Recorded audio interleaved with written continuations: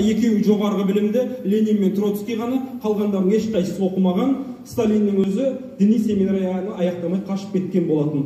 Енді Сталиннен кейін билікке келген Хрущевта ешқандай білім болмаған, Хрущевтан кейін билікке келген Брежневта білім болмаған, тек қана Брежневтан кейін билікке келген Андроповта, содан кейін Черненкода, Горбачевта ғана жоғарғы білім болған. Бізді 70 жыл кімдер басқарғанын ойлай беріңіз. Біздің интеллигенцияның міне алдарыңызда тұр кім екені.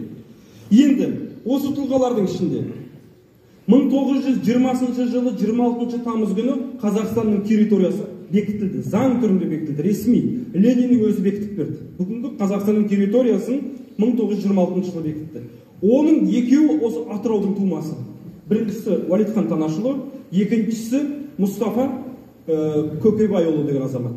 Ұмытып қалмаңыздар, екеуі Атыраудың тумасы. Қазақстанның территориясын бекіткен екі азамат Атыраудікі, үшіншісі Әлімхан Ермекұлы Қарқаралынікі. Осы үш кісі, мына кісі Алашорданың вице-премьер-министрі, мына кісі Алашорданың сыртқы халықаралық қатынастар министрі, ал Мұстафа Көкебайұлы деген азамат Алаштың жер комитетін басқарған адам болатын. Үшеуі Ленин менен Калининнің қабылдауына кіріп 8,5 сағатта уласып отырып Қазақстанның территориясын 1926 жылы ресми бекітіп алған болатын.